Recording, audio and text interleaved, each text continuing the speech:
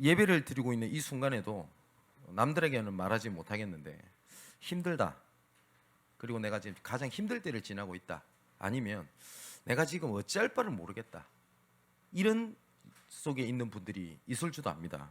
또한 지금 괜찮은지 모르지만 반드시 그럴 때가 옵니다. 성경에는 하나님의 자녀는 문제가 없다, 갈등이 없다라고 말씀하고 있지 않습니다.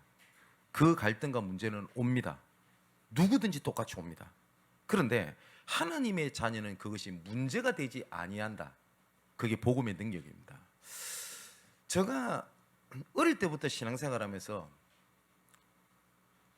생각에 많이 빠진 것들이 있습니다. 그게 뭐냐면 저는 응답이 없어요. 나름대로 열심히도 해봤습니다. 제가 예전에도 한 말씀드렸죠. 저는 학교를 다니면서 고등학교 때 금식기도를 했다니까요. 그 이유가 공부 잘하게 해주세요, 축복받게 해주세요가 아니었어요. 뭐냐면 기도 제목이 그때 딱 한 가지였습니다. 하나님, 나에게 하나님의 살아계심을 나에게 나타내 주옵소서. 그 기도 제목이었습니다. 응답이 없어요. 그런데 그러면 길이 내가 가는 길이 잘 풀려야 되잖아요. 저는 지금까지 제가 원했던 진로, 제가 원했던 방향대로 가본 적이 없습니다. 중학교 때부터 고등학교, 심지어 대학교, 대학원 과정, 제가 그 유학을 갈 수 있는 길이 3번이나 있었거든요. 기회가. 그 3번 다 일이 진행이 안 됐어요. 제가 갈 마음이 없었던 게 아니라 저는 너무 가고 싶었어요. 그리고 도와주겠다는 사람도 있었고 지원해 주겠다는 여러 군데가 있었습니다. 근데 제 인생은 하나도 풀린 게 없어요. 그러니까 저는 응답하고는 거리가 멀다라는 생각을 많이 하게 됐습니다. 혹시 그런 생각을 가지고 있지 않습니까? 나는 왜 기도해도 응답이 없나? 나는 왜 복음의 일을 위해서 열심히 방향을 맞추고 하는데 나는 왜 내 앞길이 자꾸 막히는 것 같다, 이런 생각이 드시는 분도 계실 겁니다. 근데 제가 그 속에 계속 있다 보니까 응답이 없는 게 문제가 아니고요, 뭘 딱 잃어버리게 되냐면 내 자신을 잃어버리게 돼요. 내가 누구지? 내가 뭘 해야 되지? 그러다 보니까 하나님이 나에게 주신 것, 그리고 하나님이 보내신 그 현장이 있지 않습니까? 심지어 전도사 생활을 하면서도 어떤 생각이 드냐면 내가 이 교회에 필요하나? 내가 필요한 존재인가? 나중에 어느 정도까지 가냐면 내가 가고 있는 이 길이 하나님 계획이 맞나? 라고 하는 의심까지 들기를 시작을 하는 겁니다. 그런데 지금 돌이켜서 생각해 보니까 하나님은 제게 응답을 하지 않으신 것이 아니고요, 내가 원하는 기준의 방향의 응답을 바라고 있으니 응답이 없다고 보여진 것뿐이 보여졌다라는 생각이 굉장히 많이 드는 겁니다. 결과론적으로 말씀을 드린 게 아니라 제가 원하는 아마 학교나 이 방향으로 갔다면 제가 원하는 길을 갈 수는 있었겠지만 제가 복음 전하는 위치에 저는 절대로 있지 아니할 거라는 그것은 확실합니다. 하나님께서는 그하고 비교되지 못하는 전도자의 길로 이끌어 가시기 위하여 하나님은 준비하신 건데 내 기준, 내 방향대로 응답이 있다 없다를 판단을 하고 있는 것들이 굉장히 많다라는 걸 느꼈습니다. 이 사단은요, 응답을 막는 게 아닙니다. 응답을 막아도 하나님께 다른 게 문을 여실 수 있는 능력이 하나님이거든요. 그죠? 근데 이 사단은 뭘 딱 놓치게 하는지 압니까? 내 자신을 놓치게 만들어버려요. 내가 누군지, 내가 이 자리에서 내가 어떠한 일을 해야 되는지, 왜 하나님께서 이 일을 맡겼는지를 잃어버리니까 나름대로만 하는 것 같은데 중요한 건 내가 다 놓치고 이렇게 일을 진행을 하게 됩니다. 어려움 속에서 제일 힘든 것을 하나 꽂으라고 하면 사람에 대한 갈등, 상처일 겁니다. 그죠? 누가 이런 얘기 하잖아요. 개면 잡아먹겠는데 사람이라 잡아먹지도 못한다고. 그죠? 사람과의 이런 관계 속에서 오는 갈등, 상처가 제일 커요. 그죠? 그러다 보니까 내가 사람에 대한 상처를 딱 받잖아요. 그러면 가장 첫 번째 뭘 해버리냐면 관계를 다 끊어버려요. 그러면 괜찮냐? 안 괜찮아요. 사람은 절대 하나님께서 우리 인간을 혼자 스스로 살아남도록 만드시지 않았어요. 유일하게 스스로 있는 자는 하나님밖에 없습니다. 내가 하나님 수준이 돼버리면 내가 스스로 있으면 돼요. 간혹가다 이렇게 얘기한 사람이 있죠. 나는 모든 사람 왕따를 시키지 나는 왕따가 아니야. 나는 나 혼자 살아남을 거야. 아니요, 절대 그렇게 되지 못해요. 그러다 보니까 어떻게 되는지 압니까? 내 이 문제를 좀 외로움을 해결해 줄 사람을 찾아다녀요. 근데 좀 괜찮은 사람을 만난 것 같아요. 아니요, 그것 때문에 더 상처를 받아요. 그게 외로움이거든요. 내가 내 자신을 잃어버리잖아요. 그럼 공허하단 말이에요. 이 공허함을 하나님께서 복음으로 기쁨과 감격과 함께하는 것으로 채우지 못하고 다른 것을 채우려고 할 때 그것이 더 문제가 돼요. 사단은 그걸 너무 잘 알기 때문에 그걸로 영적 문제를 가져다 줘버립니다. 혹시 이런 분 계실 거예요. 나는 어디를 가든지 계속 인간관계에 문제가 생긴다. 갈등이 생긴다. 다툼이 생긴다. 잘 한번 생각해 보세요. 그건 다툼이 생기는 게 아닙니다. 그 공허함을 다른 걸로 채우려고 그러거든요. 그죠? 근데 이 사랑과의 이런 상처, 이런 외로움 속에서 오히려 하나님께서는 뭘 준비케 하시냐면 복음으로 영원한 각인을 하나님 시키려는 하나님의 계획이 있습니다. 성경 인물들 잘 보십시오. 극한으로 몰아넣는 경우들이 많습니다. 하나님께서. 그죠? 외로움 속에 있게 하십니다. 근데 하나님께서 그 외로움 속에서 뭘 보여주시게 하는 거냐면 내가 너와 함께 있어. 너는 나 외에는 다른 답이 없어. 그거를 주시려는 하나님의 계획인데 이것을 사단은 어떻게 만들어버리냐? 문제, 상처로 딱 붙잡고 있게 만들어버려요. 그러다 보니까 계속 갈등이 생기는 겁니다. 근데 이 갈등이 쌓이면 나중에 어디에 갈등으로 사단은 딱 방향을 맞추냐면 하나님과의 갈등으로 딱 주게 만들어요. 하나님이 살아계시다면 나한테 이룰 수 있나? 복음인데 이룰 수 있나? 근본을 딱 건드려 버리거든요. 그래서 내가 어디에 시험이 들었다 아니면 위기 가운데 빠지고 이렇게 되는 겁니다. 그런데 절대로 쏟지 마실 것은 하나님께서 우리에게 문제를 허락하시거나 우리를 힘들게 만들기 위해서 일을 진행하시는 것이 절대 아니라는 겁니다. 제가 주중에도 제가 말씀을 드렸는데 지난주에 누가 저한테 문자를 보냈어요. 아버지와의 부모님의 갈등이 극으로 다랬던 사람입니다. 그러니까 아버지만 생각만 하면 상처가 되는 거예요.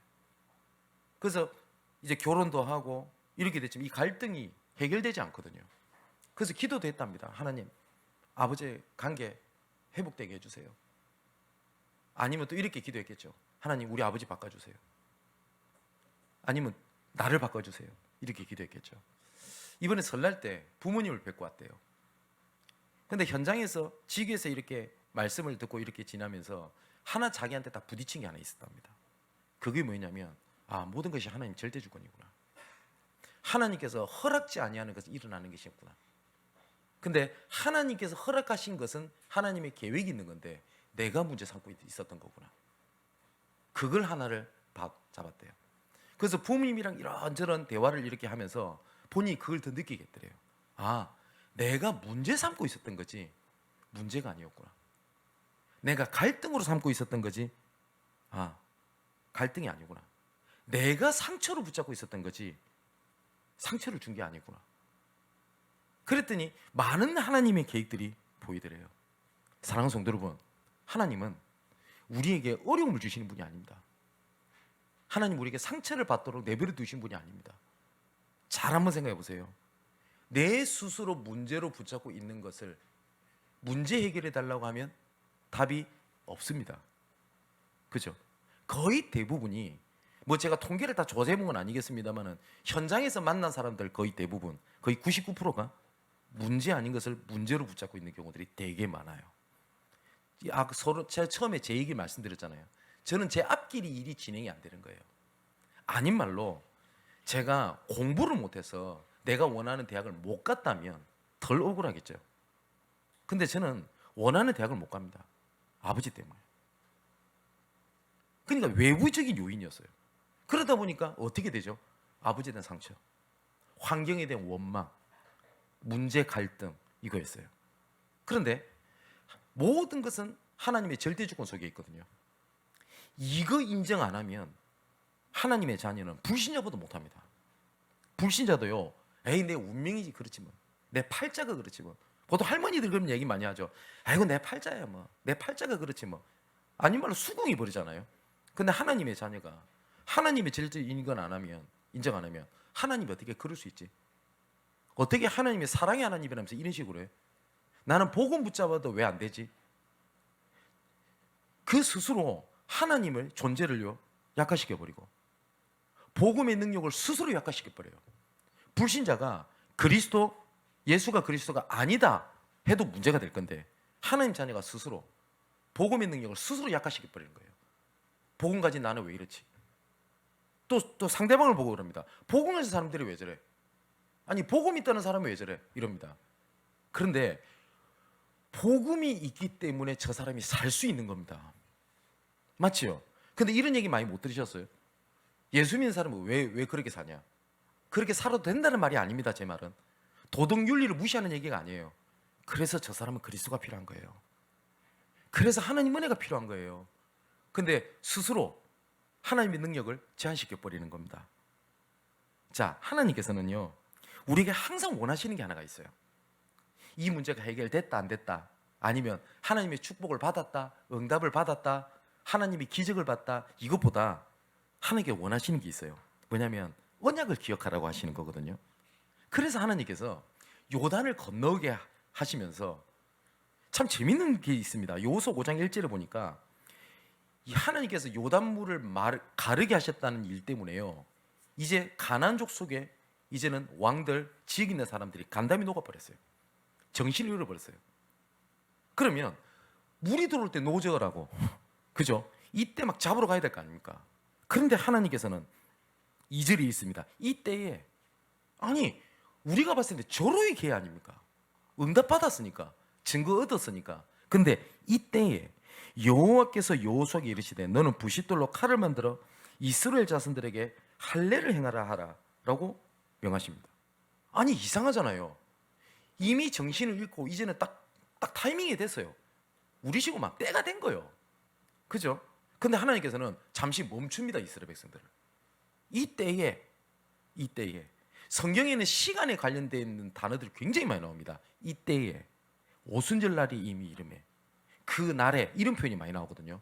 이때라는 말은 하나님의 시간표라는 말이에요. 응답을 받았는데 하나님은 잠시 이스라엘 백성들을 멈추게 하십니다. 그리고 할례를 행하게 하세요. 그 이유를 성경에 써 있어요. 왜냐하면 언약을 기억하라는 거예요. 이스라엘 백성들이 지금 이제 가나안 땅에 이제 들어가기 직전에 있는 이스라엘 백성들은 광야 시절에 나왔던 후대들입니다. 우리말 렘넌트들입니다.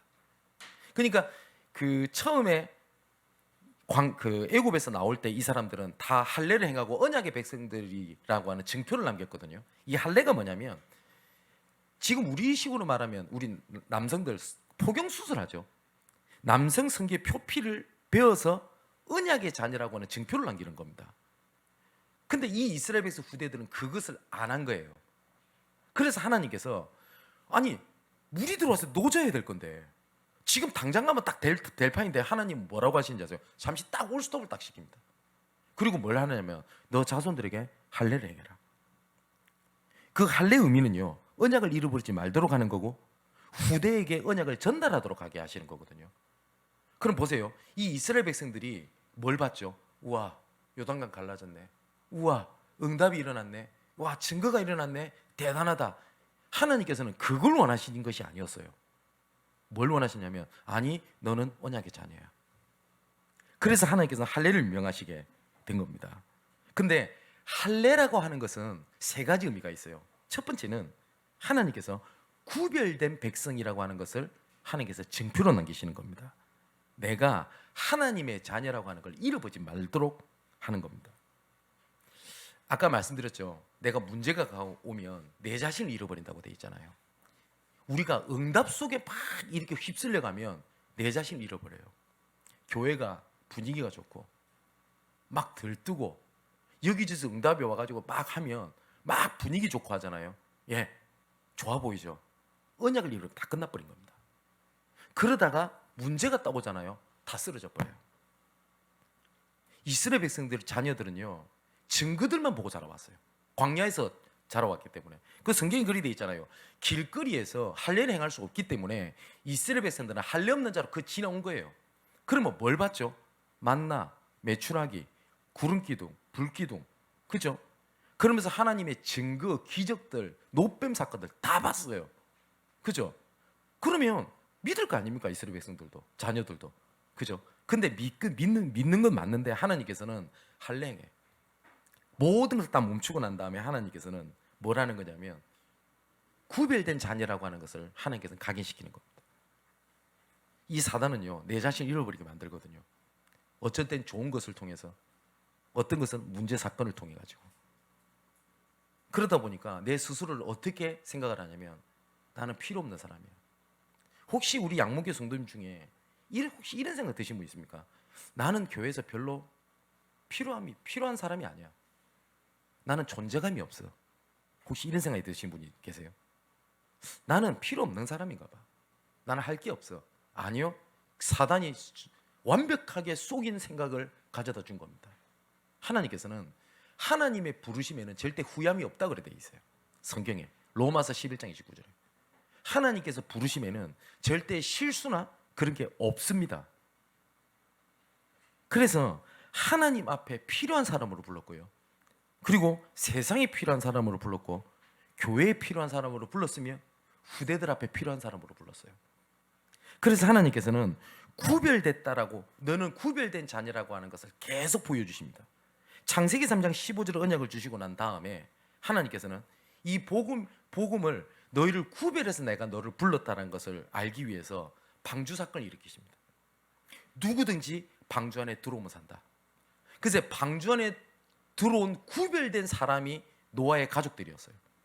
근데 이 구별된 사람이 특별한 게 없었냐? 아니요. 그런 게 아니었어요. 단지 창세기 6장 8절에 그러나 노아는 은혜를 입었더라 밖에 없어요. 은혜를 입었다라는 거 밖에 없어요. 그럼 방주 안에 들어가 가지고 실수 안 했냐? 아니요. 노아 실수 다 했어요. 부족한 모습 다 드러냈어요. 그런데 살았어요. 그 이유는 뭔지 압니까? 구별되었어요. 성경 곳곳에 이런 말이 되어 있습니다. 하나님께서 토기장이가 구별되게 만든 그릇이 있어요. 근데 이 구별되게 만든 것이 뭐냐면 질그릇처럼 안 좋아 보이는 겁니다. 그런데 금그릇도 만들고 은그릇도 만든 이 토기장이가 금이 싫은 거예요. 어느 날 노란 게 꼴보기 싫은 겁니다. 그래서 에이씨 오줌이나 싸야 되겠다. 그럼 어떻게 되죠? 요광이 돼요. 근데 질그릇처럼 약간 금도 가고, 근데 이상하게 너무 멋져 보이는 거예요. 토기장이 눈에 일명 앤틱스럽고 복고풍, 레트로 감성 이러면서. 그래서 거기다가 자기가 가장 좋아하는 비싼 보물을 집어넣어요. 그건 뭐예요? 보화그릇이에요. 그러면서 이렇게 얘기를 합니다. 토기장이가 귀 있을 그릇과 천 있을 그릇을 구별하지 아니하겠냐? 그렇게 만들지 아니하겠냐? 그리고 그릇이 나를 왜 이렇게 만들었어? 라고 할 수 있겠냐? 라고 얘기되어 있습니다. 근데 하나님께서 우리를요 구별된 백성이라고 부르신 겁니다. 출애굽기 3장 18절에 언약을 주시고 난 다음에 하나님께서는요 또 구별된 자녀라는 걸 계속 보여주십니다. 10가지 재앙을 하나님 애굽 땅에 때려 붓거든요. 그죠? 그런데 이스라엘 백성도 노예잖아요. 노예는 고센 땅에 머물렀습니다. 고센이라는 지역에. 근데 희한합니다. 이 이스라엘 백성들이 믿음 좋았나요? 믿음 좋은 장면이 나오나요? 없어요. 그죠? 근데 희한하죠. 단지 딱 하나입니다. 구별된 백성이었어요. 그랬더니 고센 땅에는 애굽의 저주와 재앙이 임하지 아니했다라고 되어 있습니다. 그 마지막 결정판을 어떻게 주시냐? 유월절 어린 양 피 바른 곳에 들어가면 산다. 들어갔어요. 믿음 좋았나요? 행실이 좋았습니까? 전혀요. 그런데 다 살았어요. 뭐냐? 내가 너를 구별했다. 하나님이 구별하면 끝난 겁니다. 하나님께서 뭐라고 말씀하는지 아세요? 너는 내한테 필요한 자야. 너는 교회에 필요한 자로 불렀어. 세상에 필요한 자로 불렀고 후대들 앞에 필요한 자로 불렀어. 사단은 이렇게 얘기할 겁니다. 너는 가치 없어. 아니, 너는 죄 많아. 너는 문제 많아. 네가 그렇다고 하나님 자녀야? 너가 그렇다고 랩런트냐? 그 수준 갖고 중직자야? 목회자가 그래? 이런 생각을 줄 겁니다. 근데 하나님께서 이렇게 말씀하신다고요. 아니요. 너는 나한테 필요한 자야. 아가서에 이렇게 돼 있죠. 어여쁜 자야. 내 손을 잡아라. 나와 함께 가자. 하나님께서 우리에게 하신 말씀이거든요. 근데 사단은 어떻게 만드냐? 너는 필요 없어요. 혹시 내가 교회에서 내가 존재감이 없다 이런 생각이 드시면 오늘 사단이 주는 생각이라고 확실히 생각하시고 완전히 버리게 되시기를 주님의 이름으로 축원을 드립니다. 그래서 하나님께서 유월절이냐 피 바른 날 나오게 하세요. 그래서 구별된 백성이라는 걸 자꾸 보여주십니다. 성막이라든지 절기라든지 구름기둥 불기둥 그리고 만나 그리고 노뱀 이런 걸 통해서요. 근데 출애굽기 3장 4장에 보면 재밌는 장면이 나와요. 하나님께서 모세를 부르십니다. 증거도 보여주셨어요. 근데 길을 가는데 하나님께서 모세를 죽여버리려고 그래요. 하나님께서. 근데 하나님께서 모세를 살리시는 장면이 나옵니다. 출애굽기 4장 24절 26절에 보니까 아내 시프라가 표피를 왜요? 할례를 행하고 난 다음에 피난편이 가서 다 고백을 할 때 하나님께서 모세를 살리셨다고 나옵니다. 뭘 보고요? 언약 때문에 살리셨다고 나와요. 제 같아도 모세 죽여봅니다. 말 안 듣거든요. 가라. 어찌 갑니까? 내 앞에 가라. 안 믿을 건데요. 가라. 나이 많습니다. 나는 입이 우둔한데요. 보낼 사람 보내세요. 되겠습니까? 내 같은 게. 제 같아도 죽여버려요. 근데 하나님께서는 모세를 끝까지 책임지십니다. 그 이유는 딱 한 가지 성경이 나와 있습니다. 할례 때문이었더라. 뭐요? 구별됐기 때문에 그렇다고 되어 있습니다. 이걸 알았던 모세가 이거 계속 제가 말씀드리죠. 출애굽기 여정을 쭉 이끌어갈 때, 출애굽 여정에 이끌어갈 때 하나님께서 진짜 극대노를 하신 장면이 나옵니다. 이스라엘 백성들이 너무 마음에 안 드는 거예요. 그래서 하나님이 한탄을 하시면서 이렇게 얘기를 하세요. 애굽 땅 올라가게 해줄게. 우리 지금 마음지 말해요. 네가 원하는 응답, 네가 그렇게 원하는 축복 다 해줄게. 그래, 다 해줄게.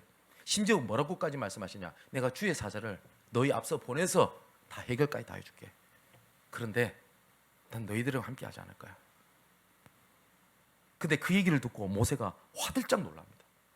모세가 뭐냐면 하나님의 언약이 제일 중요한 게 뭐라고요? 함께잖아요. 이거 안 하시겠다는 거예요. 그래서 출애굽기 33장에 모세의 고백이 이겁니다. 나와 우리 주 백성이 주의 목전에 은총을 입은 줄을 무엇으로 알리까? 하나님께서 우리를 구별되게 불렀다는 것들이 뭡니까? 주께서 우리와 함께 행하심으로 나와 주의 백성을 천하 만민 중에 구별하심이 아니니까. 하나님께서 구별하신 것은 뭐냐면 나와 우리와 함께 있는 거 아닙니까? 이거 아니면 올려 보내지 마십시오. 그게 모세의 고백이었어요. 모세의 고백. 자, 할례를 행하라고 하는 것은 하나님께서 나를 어떻게 해요? 구별된 자로 불렀다고 하는 겁니다. 그렇다면 두 번째, 구별된 응답이 있다는 겁니다. 우리의 비교 대상은 불신자가 아니거든요. 자꾸 우리 후대들, 우리 자녀들 절대 속지 마세요. 뭐냐면 뭐 나가서 무슨 셀럽들 해가지고 명품 치장을 돌아. 하나님의 자녀는 비교 대상이 불신자가 아니에요. 그죠? 그러다 보니까 자꾸 응답을 어떻게 생각을 하냐면 불신자와 같은 응답을 생각을 해요. 나도 저렇게 됐으면 좋겠다. 나도 저렇게 살았으면 좋겠다. 나도 저렇게 살았으면 좋겠다. 근데 하나님께서는 구별된 백성으로 불러서 그런 응답을 안 하시는다는 게 아닙니다. 그거보다 더 중요한 게 뭐냐면 하나님의 구별된 응답이 있다라는 거예요.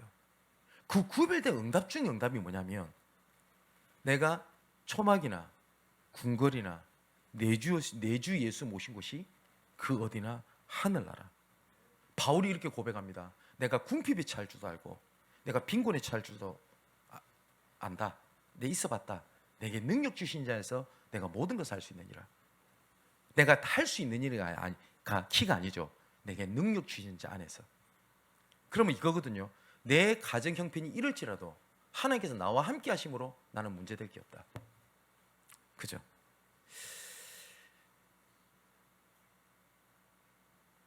요새 TV에 보니까 그 글로리라고 하는 넷플릭스에서 나온 영화입니까? 내가 직접 본 적은 없는데 이게 굉장히 인기가 좋은가 봐요. 보니까 학원 폭력과 관련돼 있는 내용인 것 같아요. 제 보면서 그 두 가지가 들었어요. 어떤 생각이 들었냐면, 첫 번째는 불우한 가정에서 컸던 애가 예를 들어서 사회적으로 문제를 일으킬 가능성이 크다라고 말하는 사람이 있습니다. 근데 희한한 게 가정의 문제가 오히려 성공의 배경이 되는 사람이 있습니다. 그죠? 부모님이 좋은 배경 속에서 자라 있었던 자녀가 좋은 교육을 받고 좋은 자녀로 자라나는 경우들이 있습니다. 그런데 그 드라마에서 보면 오히려 그 배경이 애들을 망치는 걸 봤죠. 그럼 뭐가 답이죠? 가난해야 됩니까? 풍부해야 됩니까? 뭐든지 답이 아니라는 말이에요. 그죠? 그러면 우리가 봤을 때 내 자녀를 복음 교육으로 엘리트 교육을 못 시킨 것이 아쉽습니까? 그래서 내 자녀가 안 될 것 같습니까? 아니면 내 자녀를 정말 그런 식으로 했으니까 잘 될 것 같습니까? 둘 다 틀린 거거든요.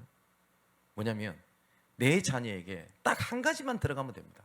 내 스스로도 하나님이 함께 하신다는 겁니다. 그러면 내가 비록 이럴지라도 하나님은 나와 함께 하신다.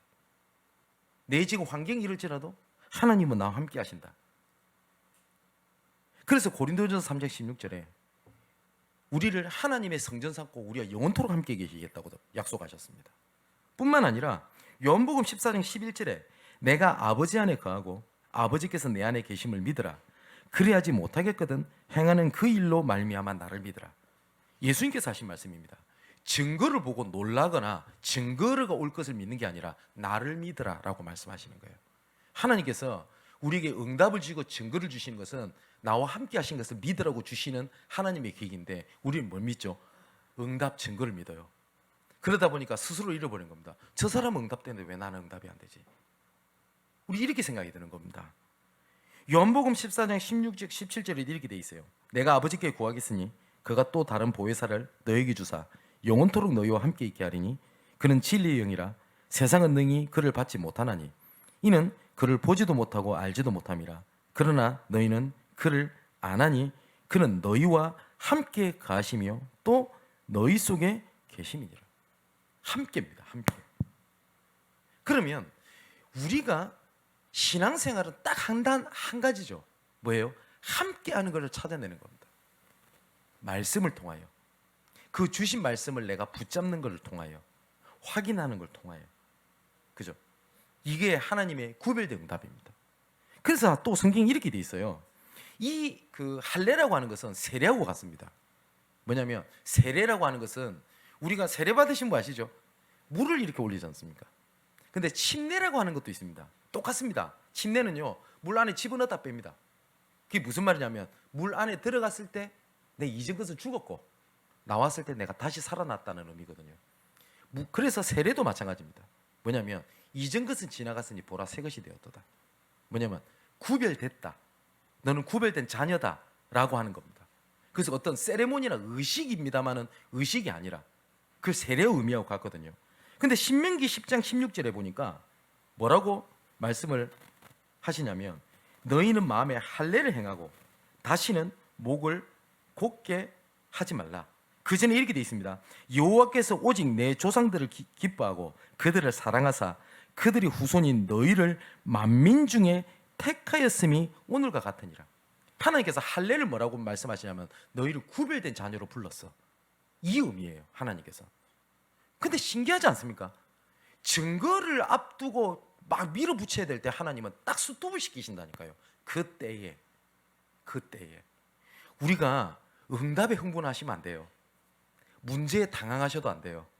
아니면 어떤 일이 잘 진행된다라는 것에 때마다 항상 뭐가 있어야 되냐면 언약을 기억하는 시간이 있어야 돼요.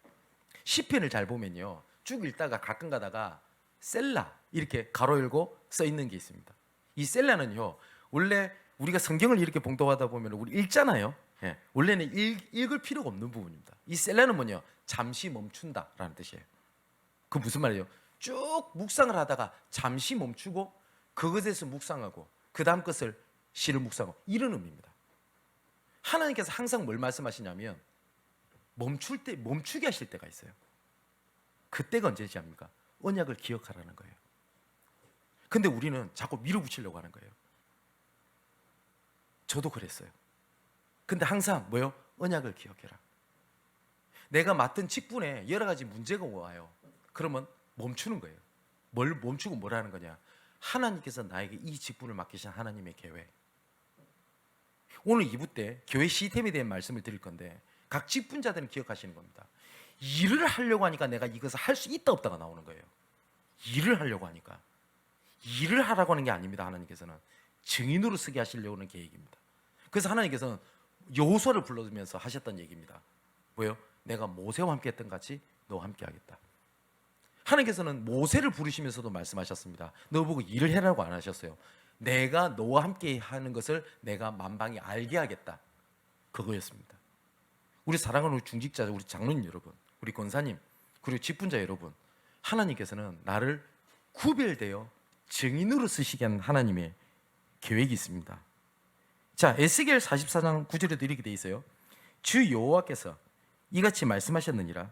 이스라엘 족속 중에 있는 이방인 중에 마음과 몸에 할례를 받지 아니한 이방인은 내 성소에 들어오지 못하게 하리라.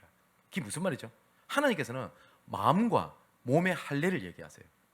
몸에도 구별된 자녀라는 증표, 우리 마음이라고 우리 믿음이라고도 얘기할 수 있겠죠. 구별된 자녀입니다.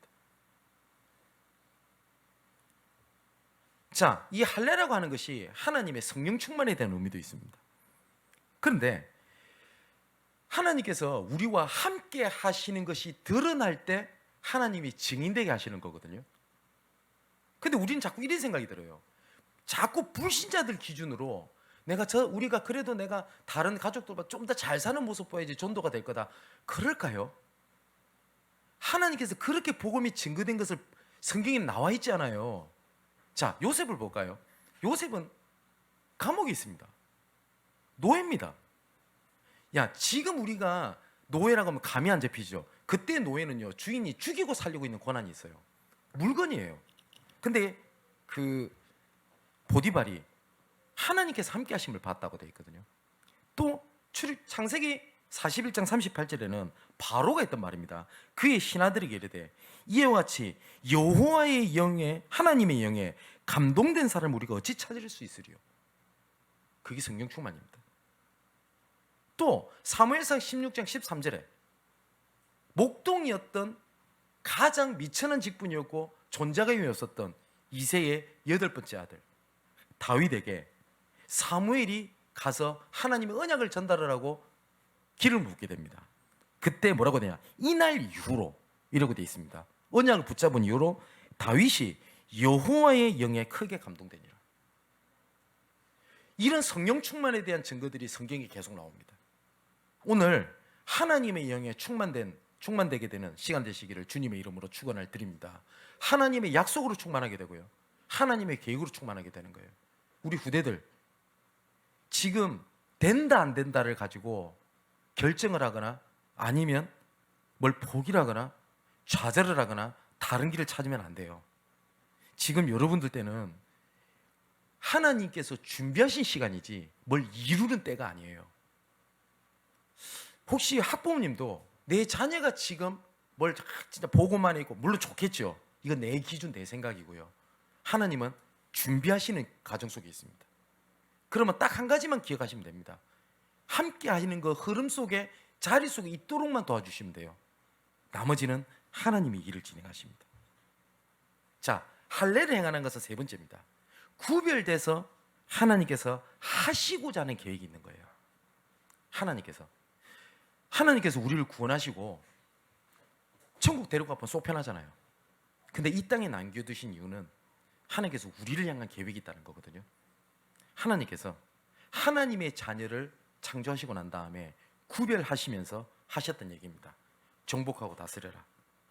그죠? 이 언약이 계속 흐름으로 이어져 옵니다. 이 흐름이 아브라함에게 임하게 됩니다. 그래서 하나님께서 아브라함을 구별하셨어요. 그러면서 이렇게 말씀하셨습니다. 내 본토 친척 아비 집을 떠나 내가 내게 지시할 땅으로 가라. 이때 하나님께서는 가나안 땅을 말씀하십니다. 왜 가나안 땅을 말씀하시냐? 메시아가 올 땅이거든요. 창세기 3장 문제를 가져줬던 이 사단의 머리를 완전히 박살낼 메시아가 오게 될 건데, 그곳이 어디냐? 가나안 땅이거든요. 그래서 가나안 땅으로 가라고 말씀을 하신 거예요. 자, 이것이 세상이 이해할 수 있겠습니까? 그죠? 이 일 때문에 하나님께서는 아브라함에게 모든 걸 쏟아붓습니다. 이 일을 위하여. 그래서 예수님께서 똑같이 말씀하셨습니다. 그 메시아가 오셨어요. 먼저 그의 나라와 그 의를 구하라. 그리하면 이 모든 것을 다 너희에게 더하여 주시리라. 앞에 이런 말씀하십니다. 무엇을 먹을까? 무엇을 입을까? 응답이 될까 안 될까? 내 길이 잘 풀릴까 안 될까? 예수님이 이렇게 말씀하세요. 그거는 이방인들, 불신자들이 하는 기도야. 그런 기도는 안 해도 돼. 너는 먼저 그의 나라, 하나님의 나라와 그 의, 하나님 계획 속에 있어. 그러면 내가 다 알아서 책임질게. 바울이 이렇게 얘기를 합니다. 복음에는 하나님의 의가 나타나, 하나님의 계획이 나타나, 믿음에 이르게 하나니 오직 의인, 구원받은 우리는 이 믿음 갖고 살리라. 복음을 붙잡았더니 내 건강 문제가 해결되고, 키가 아니라 복음에는 하나님의 계획이 나타나. 맞죠? 이 계획이 나타나는데 내가 조금 어려울 수 있다. 그러면 그게 하나님의 계획이라면 그 속에 있는 게 맞아요. 복음에는 뭐가 나타나요? 하나님의 의가 나타나. 응답이 나타나가 아니라. 맞죠? 자, 하나님께서 또 모세를 불러서 하셨던 얘기입니다.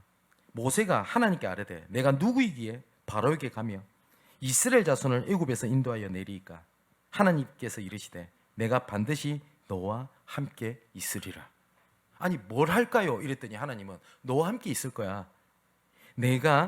너가 그 백성을 애굽에서 인도해낸 후에 너희가 이 산에서 하나님을 섬기리니 이것이 내가 너를 보낸 증거니라. 내가 너와 함께 있으면서 사람들을 살리게 할 거거든. 그것이 내가 너를 보낸 증거가 될 거야 라고 말씀을 하셨어요. 하나님께서는 우리에게 구별된 사명을 주셨다니까요. 우리가 이 땅에서 잘 먹고 잘 살고 잘 풀리고 뭘 일을 진행하라고 하나님께서 우리를 구원하신 게 아닙니다. 뭐냐면 구별된 사명이 있다고요. 요소 5장 1절에도 이미 하나님의 일을 보면서요, 이미 흑암이 무너져 버린 겁니다. 어떻게 이런 일이 있을 수 있습니까? 오늘 동일하게 하나님의 약속을 붙잡고 기억하는 이 시간에 여러분 관계된 모든 곳에 하나님의 증거가 일어나게 되기를 주님의 이름으로 축원을 드립니다. 여호수아 24장에 보면 이제 여호수아가 죽게 돼요. 지도자로서 끝나게 되거든요. 이때도 하나님께서 말씀하십니다. 여호수아 마지막으로 죽을 때 하는 얘기입니다. 딱 한마디를 합니다. 너 여호와만 섬기라. 여호와 함께 있는 것만 속에 있으라. 이 얘기를 하고 모세는 숨을 거두게 됩니다. 그러면서 뭘 얘기를 하냐? 우리를 통해서 너희 후대와 모든 사람들이 복음을 알도록 해라. 하나님이 살아계심을 알도록 해라. 그거예요.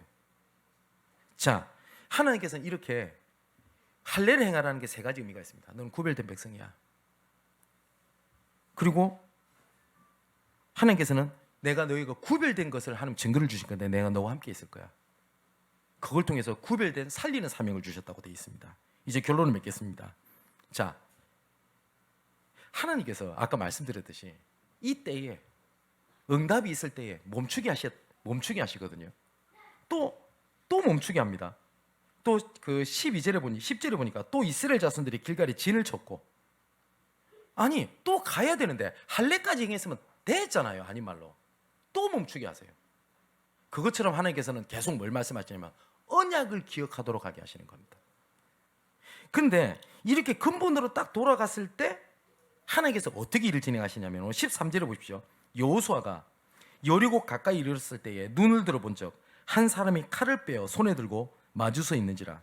여호수아가 나아가서 그에게 묻되 너는 우리를 위하느냐 우리의 적들을 위하느냐 하니 그가 이르되 아니라 나는 여호와의 군대 대장으로 지금 왔느니라 하느니라.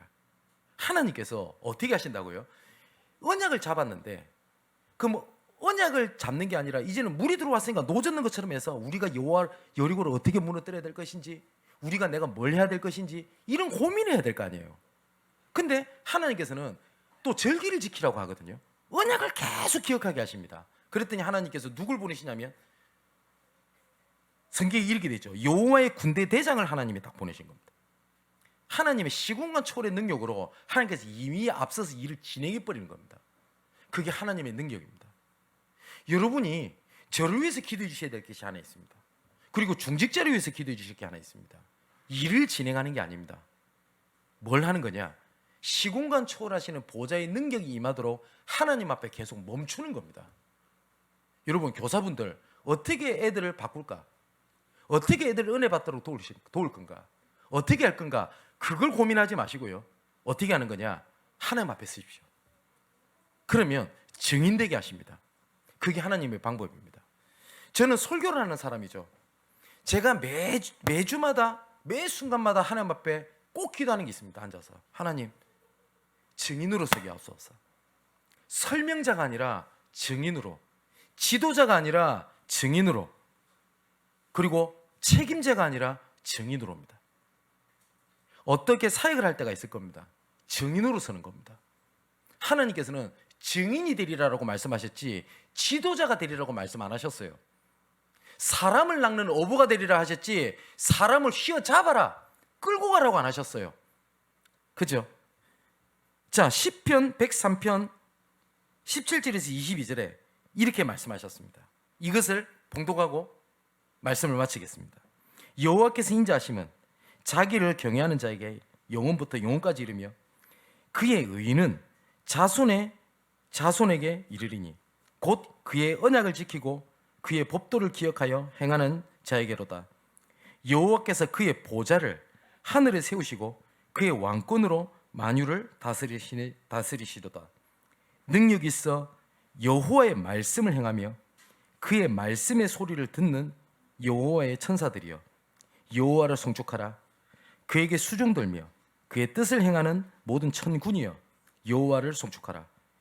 여호와의 지으심을 받고 그가 다스리시는 모든 곳에 있는 너희여 여호와를 송축하라. 내 영혼아 여호와를 송축하라. 하나님의 뜻을 행하고 말씀을 듣고 말씀대로 일을 행하는 천사여 너희 천군이여, 이렇게 말씀하셨어요. 멈추게 하시는 것이 늦는 게 아닙니다. 멈추게 하시는 것은 언약을 기억하라는 겁니다. 어떤 언약이요? 구별된 백성, 구별된 응답, 구별된 사명입니다. 승리하는 여러분 되시기를 주님의 이름으로 축원을 드립니다. 기도하겠습니다. 하나님 앞에 필요한 자로, 구별된 자로 부르신 은혜에 감사함을 드립니다. 세상에 그리고 시대와 후대 앞에 필요한 자로 부르신 은혜에 감사함을 드립니다. 복음이 하나님의 능력이 되지 못해서 영적으로 무너지고 교회가 무너지는 시대를 살리기 위하여 하나님께서 필요한 자로 부르셨으니 나를 살리는 것을 넘어 교회와 시대, 후대를 살리는 남는 자로 있게 하여 주옵소서. 우리와 함께 하시기 위하여 구별된 응답을 예비하시고 부르신 하나님, 이 시간 우리의 마음에 할례를 베푸신 구별된 은혜와 응답이 임하게 하시고 성령으로 충만하게 역사하여 주옵소서. 이제 세상이 알지 못하고 할 수 없는 살리는 종복을 위한 구별된 미션을 가지고 현장에 내 업의 후대 앞에 서게 하옵소서. 이 일을 위하여 시공간 초월의 능력으로 역사하시는 보좌의 능력이 함께 기도하는 각 사람에게 임하게 하여 주옵소서. 이 모든 말씀을 그리스도가 되시는 예수님의 이름으로 기도하옵나이다. 아멘.